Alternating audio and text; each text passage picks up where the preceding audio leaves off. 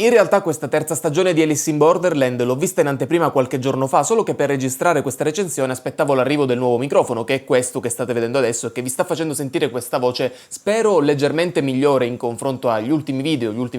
dico degli ultimi 2 anni, solo che comunque dopo una spedizione molto lenta e un ritardo in generale, il Corriere il primo giorno, il giorno in cui era prevista la consegna, non si è presentato, il secondo giorno ha deciso bene di dire di essersi presentato quando non è esattamente stato così, perché sono stato tutto il giorno a casa e non è passato nessuno, ed oggi effettivamente è arrivato. Quindi eccoci qui a parlare della terza stagione di Alice in Borderland, anche se ne ho già parlato brevemente senza spoiler su Instagram, dove sono tornate le recensioni scritte con quel solito post diviso in 2, da una parte la mia reazione, dall'altra la locandina del film con il logo sotto. Voglio parlarvi di questa terza stagione senza spoiler inizialmente, poi andrò nella parte spoiler verso la fine perché ho veramente tante cose da dire. Intanto, premessa maggiore per introdurre il video: questa terza stagione non era per niente necessaria. Ho visto tutta la serie in blocco, rivedendo la prima stagione che avevo visto nel 2020, recuperando la seconda che mi ero perso proprio per vedere questa terza in arrivo, in uscita appunto. L'ho vista in anteprima, comunque però in tempo per poterne parlare, e a me il finale della seconda stagione, ovvero il vero finale di Alice in Borderland nel manga,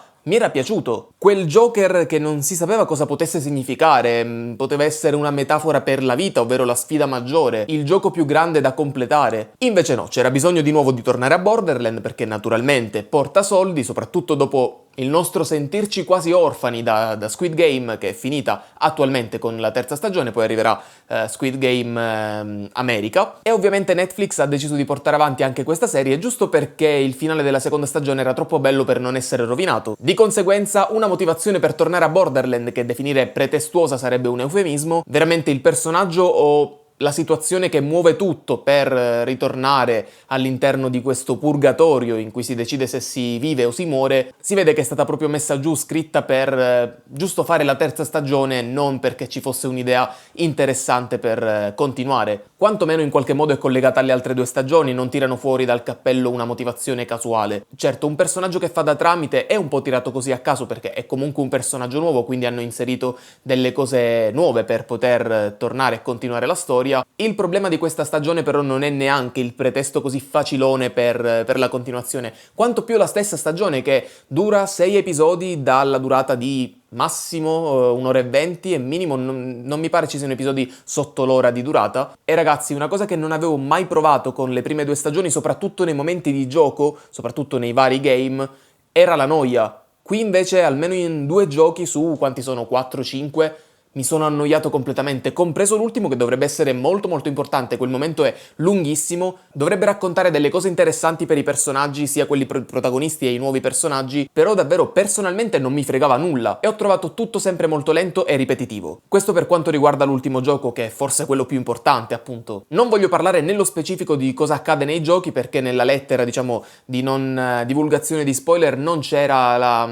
rivelazione dei vari giochi. Adesso posso tranquillamente fare spoiler sicuramente, però appunto sono considerati spoiler, quindi ne parlerò nella seconda parte del video. Fatto sta che alcuni giochi ci stanno, per esempio il primo a me è piaciuto, il terzo, quello del treno, dico solo treno, l'ho trovato anche interessante e ricco di tensione, altri invece, come l'ultimo, ma non solo, assolutamente no. E in alcuni casi ho capito alcune regole anche dopo che erano passati 10-15 minuti dall'inizio del gioco, di una durata importante. Anche nelle prime 2 stagioni c'erano dei giochi che duravano un intero episodio o persino 1 e mezzo, però in quei game non mi era davvero mai capitato di provare così tanta noia e distogliere l'attenzione così tante volte come in questa terza stagione. Non so adesso quali di questi giochi siano originali di questa serie oppure siano tratti in qualche modo da vari spin-off e robe sulla carta usciti di Alice in Borderland. Non ho letto il manga, però mi pare che il primo gioco di questa terza stagione sia in qualche modo parte delle prime 2 stagioni, ma è stato tolto da quelle. E anche questo, secondo me, assieme al pretesto per tornare a Borderland, non è neanche il problema maggiore di questa terza stagione. Ci sono delle idee, soprattutto nel finale, e dei personaggi che non ho sopportato per nulla. E in generale, personalmente, questa terza stagione mi è sembrata tanto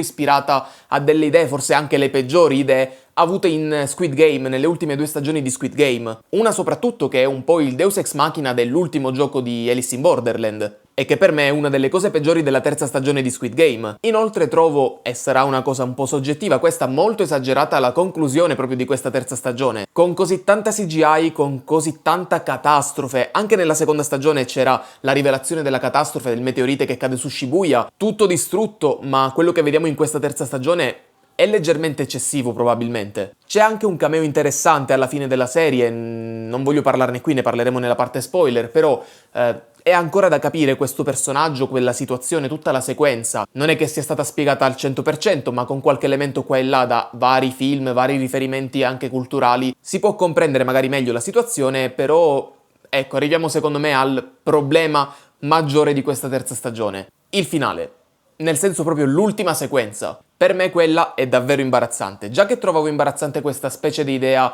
in un'altra serie di cui non parlerò adesso, però a quanto pare hanno preso completamente spunto da quella cosa, e so che la cosa potrebbe andare solo a peggiorare se questa terza stagione avrà il successo che Netflix si aspetta, perché ha fatto ovviamente Alice in Borderland 3 solo per avere il successo che ha avuto Squid Game con le sue 3 stagioni e ciò che arriverà in futuro. Per me davvero l'ultima sequenza di questa terza stagione mette quella ciliegina ricoperta un po' di sterco su quella torta di noia, personaggi strani,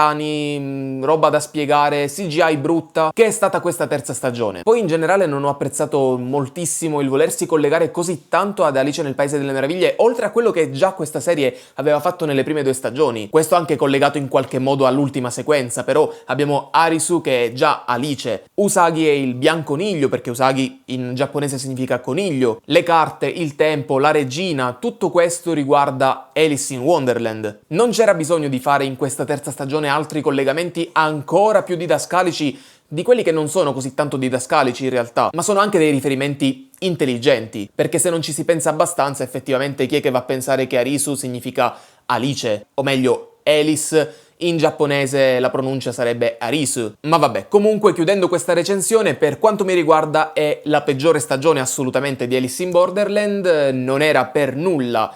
dovuta, non era necessaria. In questo mondo di serie e film nulla è necessario realmente, ma Alice in Borderland doveva finire con la seconda stagione e probabilmente invece continuerà dopo la terza. Non è una serie completamente da buttare, alcuni momenti interessanti ci sono, alcuni legami tra i personaggi li ho apprezzati, ovviamente sto parlando di Arisu e Usagi per lo più, non ci sono tanti altri personaggi che ritornano dalle altre 2 stagioni se non per qualche scenetta così che ho trovato un po' strana verso la fine, quasi proprio del fanservice becero per i fan appunto di Alice in Borderland. Ma adesso ragazzi passiamo alla parte spoiler, quindi se non avete visto la terza stagione di Alice in Borderland non guardate, no scherzo, guardatela tranquillamente, però uscite da questo video perché i dettagli, gli spoiler iniziano fra 3, 2, 1. Come primissima cosa vorrei parlare proprio dei game. Il primo, quello delle frecce, degli scarti, i numeri, mi è piaciuto. È effettivamente bello violento, bello ricco di tensione come molti della prima e della seconda stagione, e appunto non ho nulla da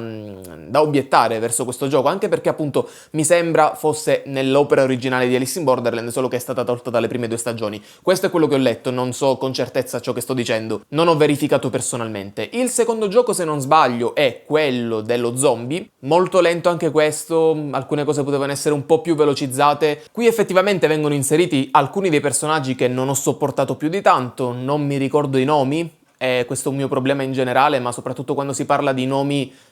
orientali mi viene proprio difficile immagazzinarli, infatti non penso che dirò altri nomi oltre a Arisu e Usagi, mi stavo dimenticando persino lei. In ogni caso anche quello dello zombie potrebbe starci. Quello della lattina non mi ricordo in che posizione cronologicamente era, o quello della tombola sulla torre di Tokyo, o anche quello del treno che ho già citato, mi sono piaciuti. Il resto invece, compreso soprattutto l'ultimo gioco, quello enorme delle stanze del futuro, no, assolutamente no, noiosissimo, almeno personalmente, ovviamente sempre è una recensione soggettiva, quindi tutto ciò che sto dicendo è ciò che penso personalmente, singolarmente, non è verità scritta su carta, la carta del Joker. L'ultimo gioco mi ha veramente annoiato tantissimo e soprattutto all'interno di questo gioco si scopre che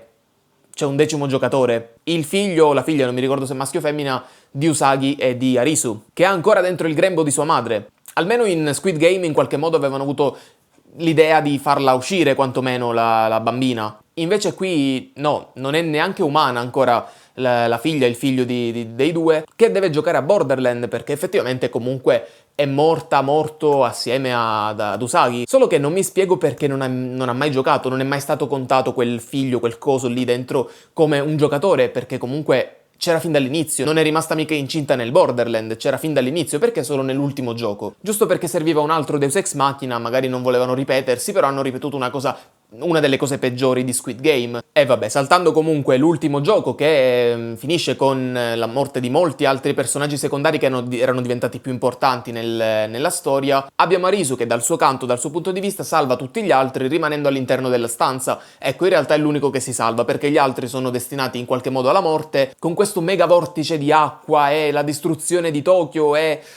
Un po' esagerata questa sequenza, tutto questo momento, cioè l'ho trovato veramente tanto tamarro senza motivo. Sembrava veramente uno di quei disaster movie americani, magari anche con un budget leggermente inferiore allo standard, perché la CGI non era tutto sto granché, però comunque abbiamo più o meno la rivelazione, non so se definire la rivelazione, più una non rivelazione come ho scritto su Instagram, perché compare Ken Watanabe, così, dal nulla, Ken Watanabe che interpreta Bo, è vestito di nero, fa una partita di carte più o meno con Arisu, quindi possiamo forse pensare che sia la morte, pensando al settimo sigillo con la partita di scacchi tra il protagonista e la morte.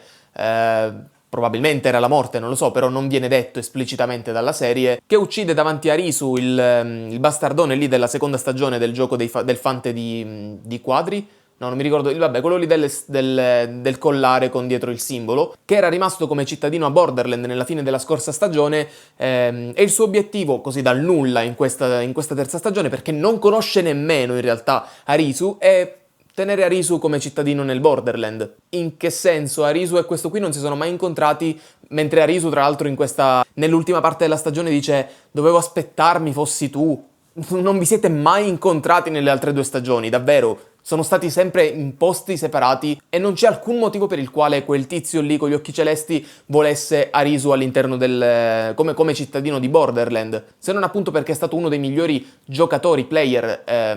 appunto nei vari game, e posso un po' trovare questa come scusa, però davvero i due non si sono mai incontrati, Arisu non dovrebbe sapere dell'esistenza di questo tizio, invece sembra conoscerlo. Posso dire però, per quanto mi riguarda, il momento con Ken Watanabe, che dovrebbe interpretare appunto la morte, come ho detto prima, è interessante, quello non mi è dispiaciuto, non dico sia bellissimo perché è un po'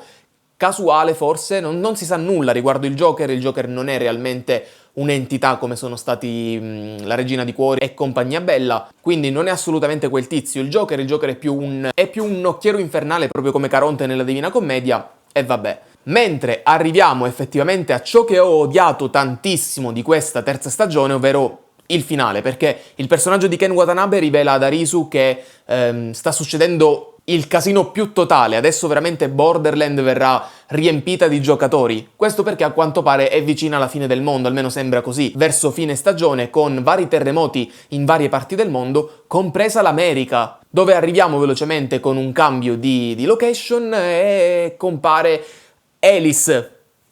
Non la vediamo in volto perché comunque penso che arriverà forse, come succederà per Squid Game, la versione americana, e questa cosa non la sopporto davvero, mi dà un fastidio che non potete immaginare, e quindi magari per scegliere la nuova attrice protagonista della prossima serie, se mai arriverà, vogliono prendersi un po' più di tempo, non rivelarla già adesso nel finale, cosa che comunque un po' in Squid Game hanno fatto con Cate Blanchett, che secondo me non avrà un ruolo importante in quella versione, però comunque, ragazzi, che fastidio questo finale, l'ultima inquadratura con questo zoom in sulla targhetta della cameriera Alice,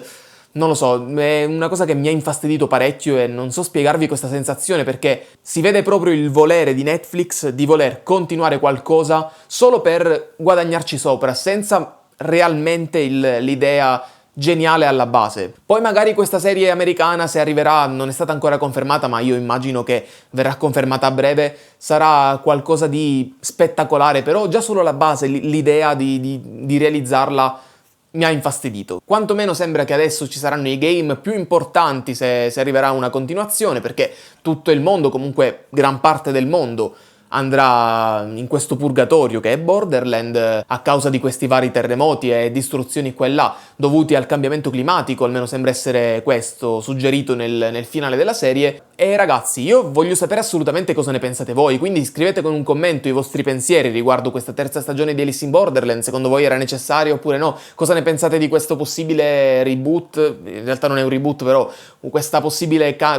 cambio di ambientazione in America di Alice in Borderland. Vi ricordo che in descrizione ci sono tutti i link importanti tra Instagram, TikTok, Letterboxd, X e Threads, c'è anche il link di Pumpling, codice il pensiero 4 per un paio di calze gratis a scelta. Al momento tutte le t-shirt costano solo 10,99 € e vi consiglio assolutamente di approfittarne perché ci sono dei design pazzeschi. E niente, io sono Andri, questo è stato un altro mio pensiero per voi, noi ci vediamo in un prossimo video sempre su questo canale. Andri passa e chiude, ciao!